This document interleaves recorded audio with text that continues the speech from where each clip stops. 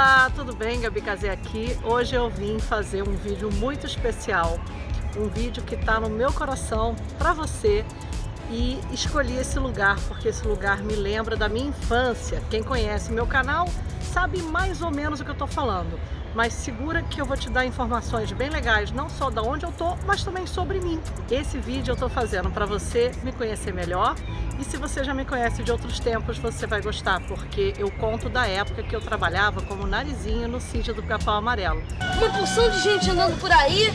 Pode ser até divertido ver as filmagens. Um pouco de ação dramática não faz mal a ninguém. E não só do sítio, tem tanta coisa que eu fiz em televisão que talvez você nem imagine. Eu já fiz novela, já fiz mais de uma novela. Todas as duas novelas que eu fiz fizeram muito sucesso, mas às vezes a pessoa não associa. Fiz um monte de coisa, eu vou contar pra você. Estudei coisas completamente diferentes e hoje em dia eu tô aqui. Sempre tive essa dicotomia entre o mundo artístico e o trabalho corporativo. Então eu vou te explicar como é que eu resolvi isso na minha cabeça e como é que hoje eu ajudo várias pessoas que querem vir para a Argentina e pessoas que querem trabalhar no mundo artístico também.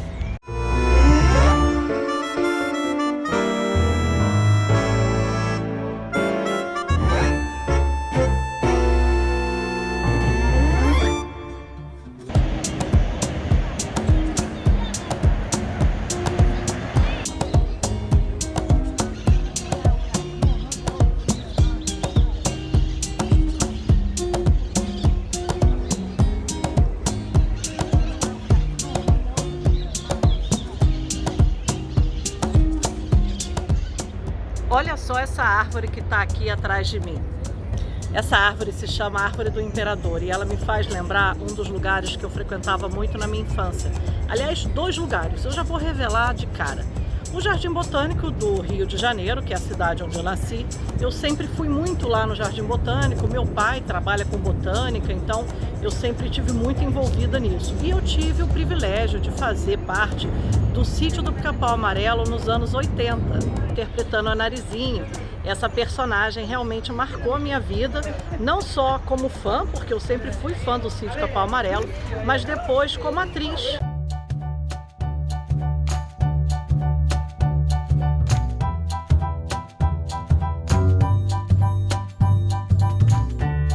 E eu sempre fui muito ligada às coisas da natureza, então eu reconhecia essas árvores que meu pai sempre me mostrou no Jardim Botânico, porque o sítio, ele realmente era um sítio, era uma casa muito arborizada. O tamanho não era como um sítio, mas era mais como uma chácara, né? Então tinham várias árvores, tinha um poço realmente cenográfico, mas que tinha água ali, né? A casa do sítio, ela tinha realmente a sala, a cozinha, né? Tinham vários elementos cenográficos que parecia que a casa era maior do que era, mas o entorno, o jardim, a varanda, as árvores, as flores, enfim, o curral, né, também que tinha, tudo isso era muito real e eu convivia ali naquela fazendinha, naquele sítio, naquela chácara, todos os dias, de segunda a sexta, de meio-dia até quase às 8 da noite e às vezes aos sábados. Isso foram alguns anos, né, de gravação e que resultou em 2 temporadas do episódio do Sítio do Pica-Pau Amarelo com o elenco antigo, que tinha a Zilka Salaberry. A gente fez o último ano do sítio, né? Então a gente conseguiu transformar uma coisa que seria naturalmente triste numa felicidade, porque todo mundo levando torta na cara, foi um pastelão total. E nós conseguimos levar com o mesmo amor, com o mesmo carinho até o final do ano. Para alegria dos espectadores. E que nunca sentiram isso. Que tinha o André Valle. Como e quando eu comecei, até agora.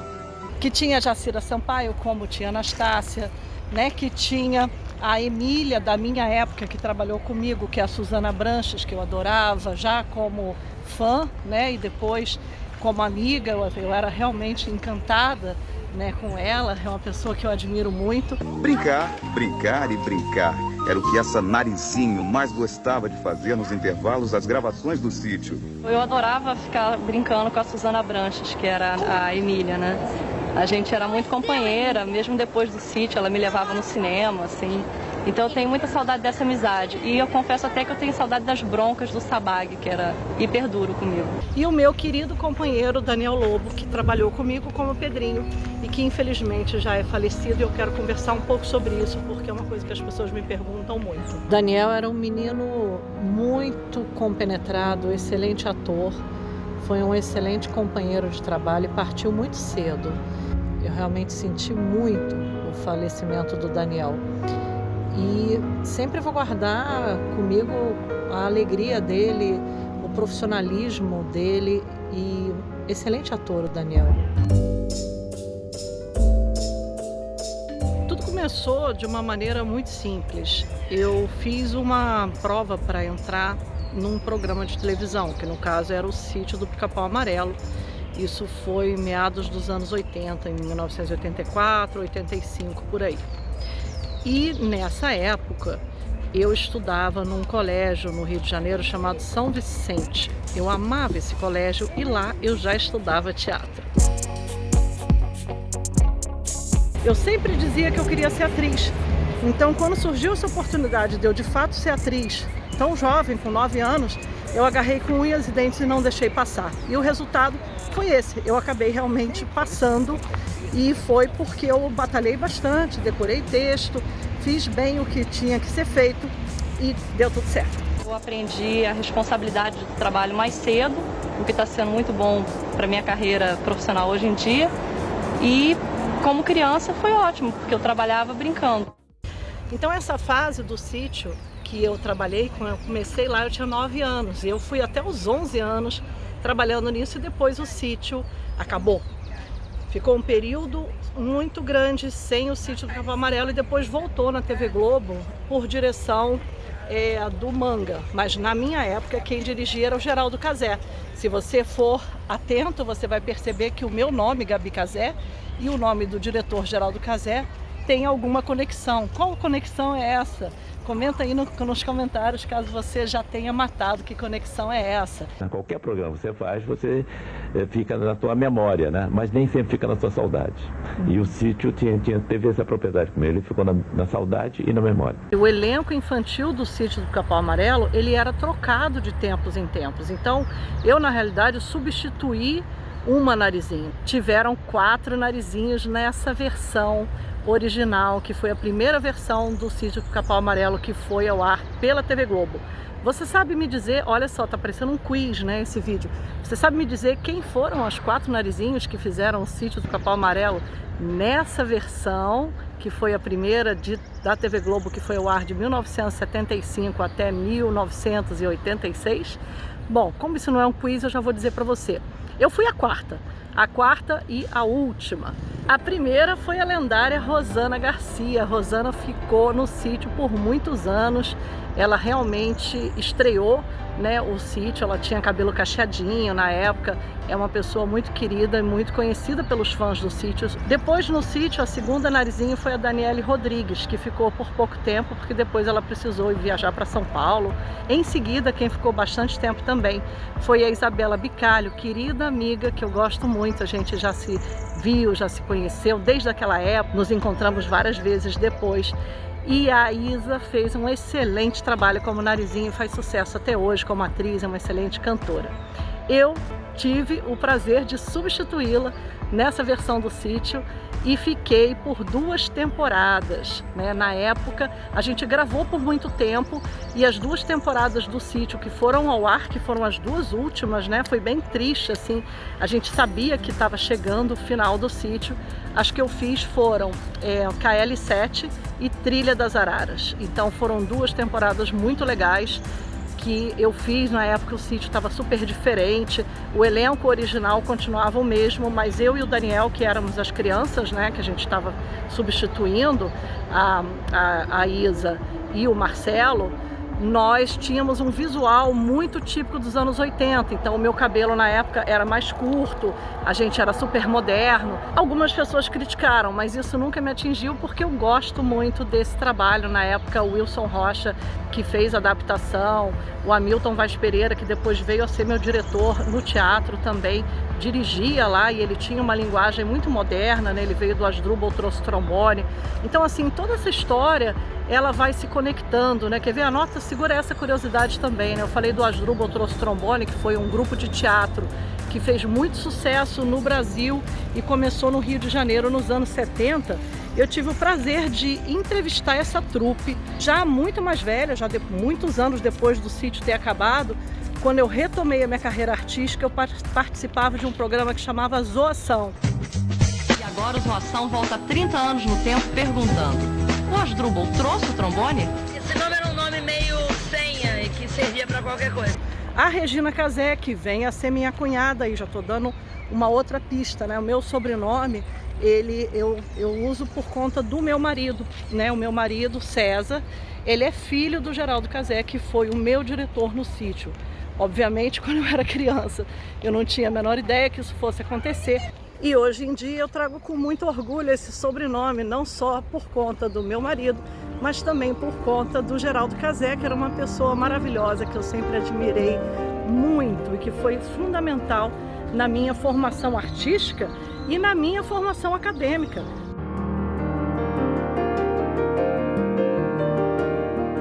Assim que o sítio acabou, eu fui convidada para fazer uma participação numa novela que foi o Roque Santeiro. Essa novela fez um sucessão danado.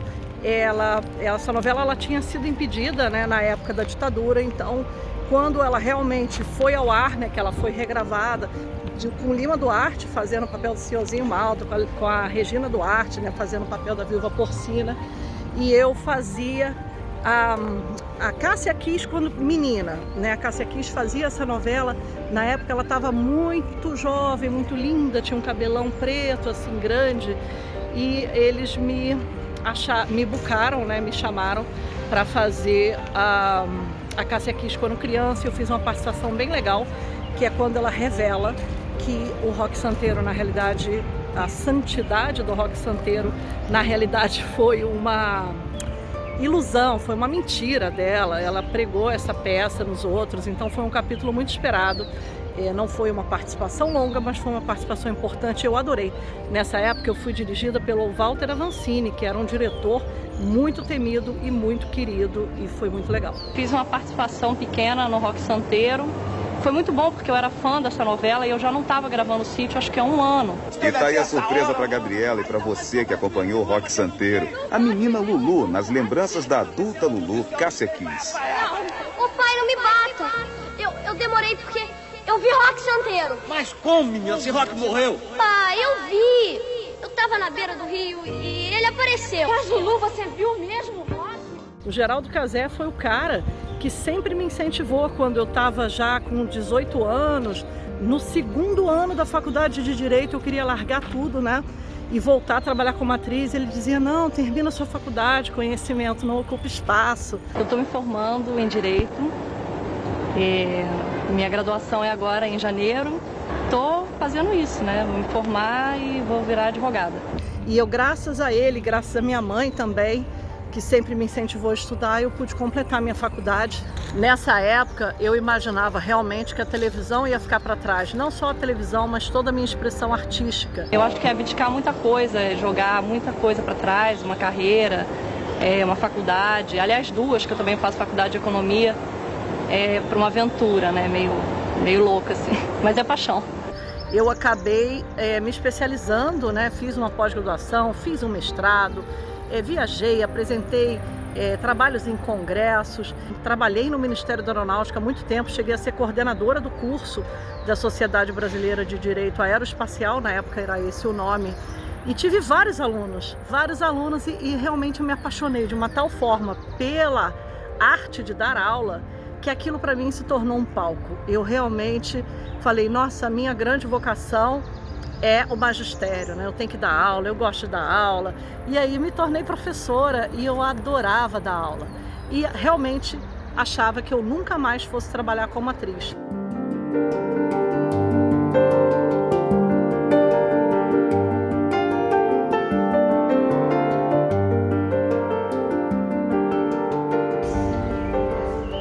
Sabe que flor é essa? Magnólia. Então, Gabriela, voltas ou não voltas para a telinha? De vez em quando eu penso em voltar, assim. Eu penso que eu ia ficar meio maluca assim um tempo, na hora de me decidir o que eu faço, o que eu não faço. Mas no final eu ia decidir o que fosse melhor pra mim e sei lá. Muito antes de eu sonhar em ter um canal no YouTube, eu fiz a novela Da Cor do Pecado. Essa foi o marco da minha volta para a televisão. Eu estava decidida que eu não queria trabalhar com direito mais e que eu deveria me dedicar à atuação. E aí eu fiz um curso maravilhoso na escola do Wolf Maia, lá em São Paulo. E logo fui também escolhida para fazer essa novela Da Cor do Pecado, que foi dirigida pela Denise Saraceni. E eu tive o prazer inenarrável de trabalhar com o Lima Duarte e com a Araci Balabanian. Que bacana que foi fazer essa novela. Dona Germana, ele não quis descer. Então prepare a bandeja que eu levo pro quarto. Doutor Afonso, ligação pro senhor do senador Saldanha. Eu vou atender lá no escritório. Com licença, Germana. Com licença, boba. Só que nem tudo são flores e não é nada fácil você sustentar uma carreira artística. São várias escolhas, vários caminhos, várias técnicas que você tem que aprender, não só de atuação e também de habilidades sociais.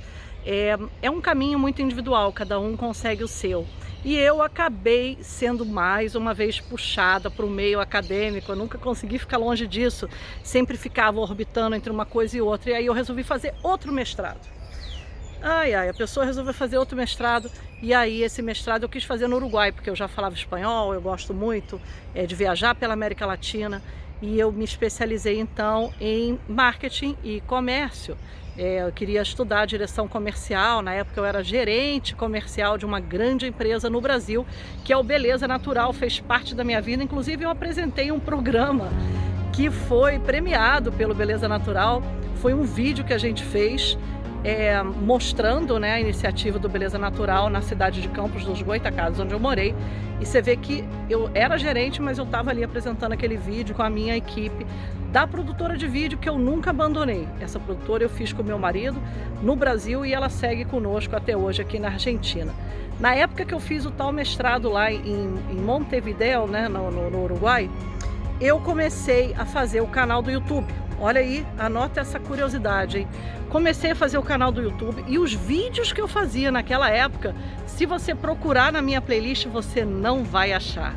Caramba, hein? Quem será que está aí assistindo que se lembra de um vídeo dessa época que eu fiz no Uruguai? Porque eles tinham visualizações, mas hoje em dia eles não estão mais disponíveis. Eu vou te contar sobre o que eram esses vídeos. Em geral, gostam de viajar. E existem inclusive pesquisas, estudos sérios que apontam. E eu comecei a gravar vídeos falando sobre a matéria que eu estudava. Então eu falava sobre marketing, eu falava sobre práticas comerciais, eu dava dicas sobre isso, Falava sobre benefícios agregados ao produto, valor do produto, internacionalização.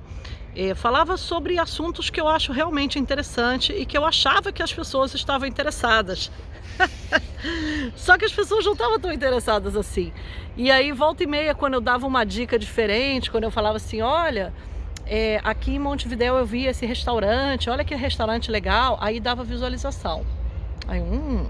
Aí às vezes eu fazia um passeio, viajei para Punta del Este, peguei esse ônibus e tal, lá em Punta del Este não é tão caro, olha que legal. Olá, Gabi Casé aqui. Estou dizendo que tudo que você procura, encontra-se. Assim, o meu mito, quando eu vim parar aqui em Punta del Este, é que é muito caro e tal. Aí dava visualização, eu falei, cara, eu vou parar de falar sobre marketing, comercialização e vou mostrar as coisas legais de viajar para cá. Na sequência, eu e minha família resolvemos morar aqui em Buenos Aires, que é uma cidade que eu amo, que eu já tinha vindo várias vezes como turista. E aí eu comecei a fazer vídeos sobre Buenos Aires, então eu realmente resolvi me especializar. Bom, eu não estou na Argentina à toa, e eu não estou aqui, não é de hoje, eu já estou aqui há muito tempo. Por quê? Porque eu amo morar aqui em Buenos Aires. Aqui em Buenos Aires é muito legal, foi um planejamento que eu fiz, é bastante conveniente para quem trabalha com audiovisual, que é o nosso caso, E eu moro aqui por paixão, eu já conheci a cidade, já tinha vindo várias vezes e vários brasileiros que vêm para cá como turista acabam desenvolvendo essa vontade maravilhosa de querer morar aqui. Então é um lugar muito bacana para morar, pode acreditar em mim, eu tenho um monte de vídeo que fala sobre isso. Se você tiver alguma dúvida de como é bacana morar na Argentina, eu tenho um canal inteiro para te provar que é o máximo morar aqui em Buenos Aires. E isso é realmente uma vocação que eu tenho, uma habilidade de poder resolver trâmites administrativos. Então eu percebia que os brasileiros que queriam vir para cá enfrentavam uma barreira muito grande. Então, além de eu falar de turismo, além de eu falar de gastronomia, além de eu falar de como era bacana viver em Buenos Aires e as coisas que eu fazia por aqui, eu passei a falar também sobre esses trâmites, né? Como é que faz para estudar aqui na Argentina? Como é que faz para tirar o DNI, né? Que é o documento, né? O brasileiro pelo Mercosul, será que ele pode vir direto, né? O que precisa, né? Como é que fica a parte financeira? E aí foi muito legal, eu comecei a fazer um trabalho muito sério pela produtora, né? Então meu marido, que nessa época trabalhava numa televisão grande aqui na Argentina, até saiu da televisão para se dedicar totalmente a uma das nossas empresas, que é a Adelante Filmes. Hoje em dia eu sou empresária aqui na Argentina. Além da Adelante Filmes, que é a nossa produtora, eu também tenho uma escola de idiomas que se chama CABA, é Centro de Aprendizagem Brasil-Argentina. Ali a gente tem aulas de idiomas, obviamente eu me reservo o direito de dar algumas aulas também, mas a gente também tem professores. Enfim, a gente tem vários negócios aqui na Argentina que você vai poder descobrir acompanhando aqui o canal, se tornando membro do canal, visitando o nosso site e tudo mais. Mas essa parte artística eu nunca mais abandonei. Eu adoro trabalhar como apresentadora aqui. Eu adoro trabalhar com clientes argentinos, eu continuo escrevendo, que foi uma coisa que eu adquiri na época da faculdade e depois estudando. Então nós temos planos de fazer pequenos filmes aqui na Argentina também, nos associamos a vários argentinos que trabalham no mercado audiovisual daqui. E isso é uma coisa que vai me acompanhar para sempre. Então é muito bom saber que eu pude voltar para frente das câmeras, que era um lugar que eu sempre gostei de estar e que eu pensava que não ia estar mais. E o YouTube me proporcionou isso, o canal me proporcionou isso, e principalmente você que assiste o canal e que, se você não deu um like até agora, eu estou te pedindo esse like. Se você não se inscreveu nesse canal até agora, se inscreva nesse canal, porque isso é que me ajuda a realizar o meu maior sonho e que me deixa feliz todos esses anos. E é assim que eu me despeço para você nesse lugar maravilhoso. E esse vídeo não seria meu se eu não te desse essa outra dica. Eu tô aqui no Jardim Botânico Carlos Tais, fica em Palermo, que é o bairro que eu moro aqui. É uma visita obrigatória aqui, é gratuita. Tem vídeo no canal que fala sobre esse lugar, o Jardim Botânico, e é um oásis para você dar uma respirada no movimento da cidade, tá bom? Um beijo e até a próxima.